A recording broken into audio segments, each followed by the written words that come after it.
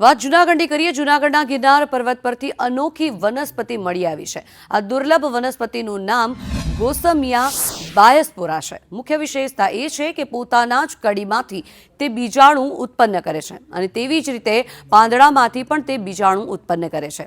શિવાની નામની વિદ્યાર્થીની ગિરનારમાં સંશોધન દરમિયાન દુર્લભ ત્રિઅંગી વનસ્પતિ મળી આવી છે। ત્યારે આગામી સમયમાં આ વનસ્પતિમાંથી કયા પ્રકારના રોગ અને તેની ઉપયોગિતા અંગે સંશોધન હાથ ધરવામાં આવશે।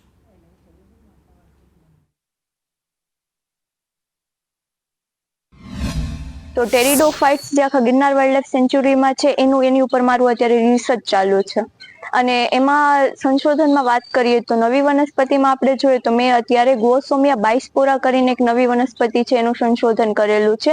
એમાં અત્યારે અલગ શું જોવા મળે છે કે પહેલા પણ ઓફિયોગ્લોસમ અથવા બાયસ્પોરા છે અહીંયા જોવા જ મળતા હતા, પણ એની જે ઉપરનું સ્પાઇક છે એની ઉપર અત્યાર સુધી સ્પોર જોવા મળતા હતા હાલમાં, પણ અત્યારે એવું નોટિસ થવામાં આવ્યું છે કે એની લીફ છે એની ઉપર કંઈક બ્રાઉન કલરનું સ્ટ્રક્ચર જોવા મળે છે। જ્યારે અમે એ પ્લાન્ટને અહીંયા લેબમાં લઈને આવ્યા અને એને નીડલથી ટીઝ કરીને એનું સ્લાઇડ બનાવ્યું તો એની અંદર પણ અમને સ્પોર જોવા મળ્યા। તો એ કંઈક નવીન વસ્તુ છે। આ સ્પીસીસ જે છે એ સ્પીસીસની વિશિષ્ટતા એવી હતી કે બે જગ્યાએથી અલગ અલગ સ્પોર જનરેટ કરે છે।